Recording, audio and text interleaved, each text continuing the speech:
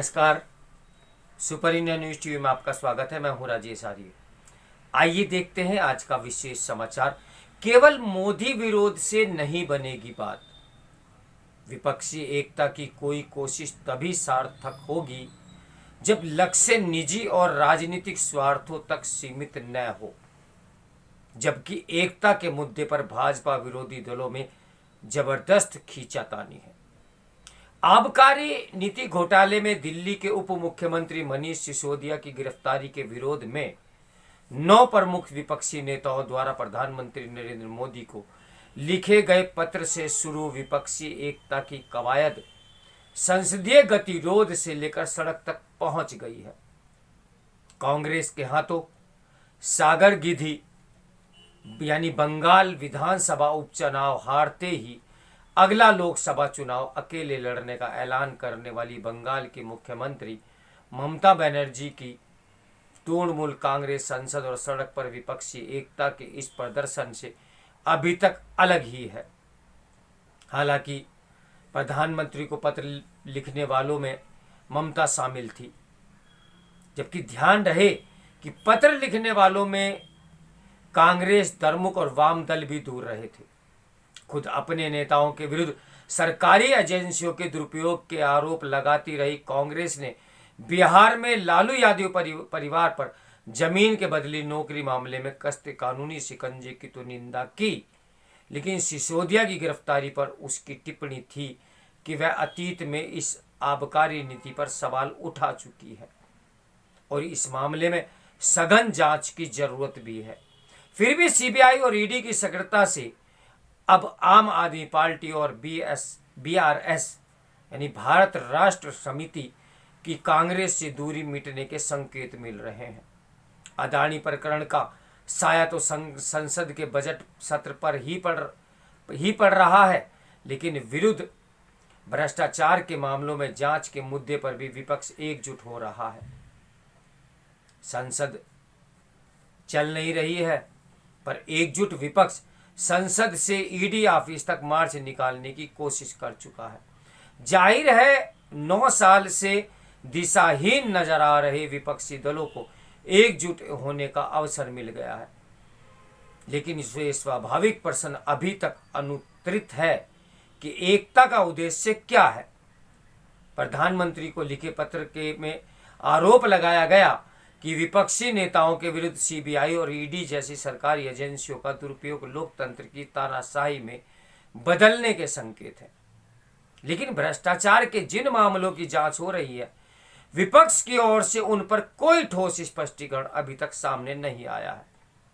तो जाहिर है कि अपने विरुद्ध भ्रष्टाचार के मामलों में केंद्रीय जांच एजेंसियों की सक्रियता को विपक्ष एकजुट होकर लोकतंत्र पर हमले का मुद्दा बनाना चाहता है, लेकिन राजनीतिक हितों का टकराव आड़े भी आ रहा है। ऐसा पहली बार नहीं हो रहा। वर्ष 2014 में नरेंद्र मोदी के नेतृत्व में सरकार बनने के बाद से ही विपक्षी एकता की कवायद नजर आ रही थी। हाँ, उसके स्वयंभू सूत्रधार बदलते रहे हैं।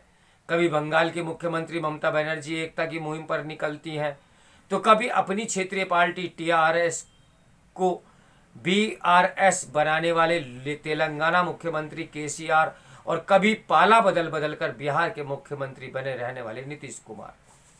फिर भी लगभग 9 साल में यह कवायद कहीं नहीं पहुंच पाई। क्यों? क्योंकि कभी राजनीतिक हितों का टकराव आड़े आ जाता है, तो कभी उच्च सत्ता की महत्वाकांक्षाओं का। आखिर बंगाल में ममता ने वाम मोर्चा से सत्ता छीनने के क्रम में खत्म तो कांग्रेस को ही किया ना। आपने दिल्ली और पंजाब में किया। दोनों राज्यों में सत्ता कांग्रेस से ही छीनी है। गुजरात में कांग्रेस की दुर्गति का एक बड़ा कारण वहां पर आपकी पूरी ताकत से चुनाव लड़ना भी रहा। आंध्र प्रदेश और तेलंगाना के सत्तारूढ़ दल भी अपने लिए भाजपा से ज्यादा खतरनाक कांग्रेस की मजबूती को मानते आ रहे हैं। हाँ, लगातार 5वीं बार ओडिशा के मुख्यमंत्री बने बीजेपी प्रमुख नवीन पटनायक ऐसी कवायद से दूर ही रहते हैं। बेशक सशक्त और जीवंत लोकतंत्र के लिए मजबूत विपक्ष भी बहुत जरूरी होता है, लेकिन निराशाजनक यह है कि विपक्षी एकता की जब तब की जाने वाली कवायद के मूल में लोकतंत्र की चिंता कम, अपनी राजनीति की चिंता ज्यादा नजर आती है। कमोबेश हर साल विपक्षी एकता का राग आलापा जाता है, लेकिन इस बीच शायद ही किसी विपक्षी दल के नेता जनहित से जुड़े किसी मुद्दे पर कभी कोई प्रदर्शन आंदोलन करते नजर आ रहे हों। विपक्ष का दावा है कि मोदी सरकार की नीतियों के चलते आम आदमी के जीवन की मुश्किलें लगातार बढ़ रही हैं और महंगाई बेरोजगारी अपने चरम पर है, लेकिन शाब्दिक चिंता जताने के से आगे बढ़कर आंदोलन के लिए सड़क पर उनमें से कोई भी नहीं उतरा। और अब अगले आम चुनावों से पहले इसी साल अभी 6 और राज्यों के विधानसभा चुनाव होने हैं। इनमें से 4 राज्यों कर्नाटक, राजस्थान, मध्य प्रदेश और छत्तीसगढ़ में कांग्रेस भाजपा के बीच सीधा मुकाबला होगा, जबकि तेलंगाना में तीसरे मुख्यमंत्रित्व काल के लिए केसीआर की दावेदारी को ये दोनों मिलकर चुनौती देंगे। इसी महीने आए पूर्वोत्तर के 3 राज्यों के चुनाव नतीजे बताते हैं कि भाजपा को कमजोर आंकना विपक्ष को महंगा पड़ सकता है। मोदी के राजनीतिक कद और लोकप्रियता के मद्देनजर लोकसभा चुनाव में तो विपक्ष मुकाबले में कहीं नजर ही नहीं आता। विश्व के सबसे बड़े लोकतंत्र की केंद्रीय सत्ता के लिए लगातार तीसरी बार भी एक तरफा मुकाबला खुद लोकतंत्र के लिए शुभ नहीं। ऐसे में विपक्ष की व्यापक एकता की कोशिश सार्थक तभी होगी जब मकसद निजी और राजनीतिक स्वार्थों तक सीमित ना हो।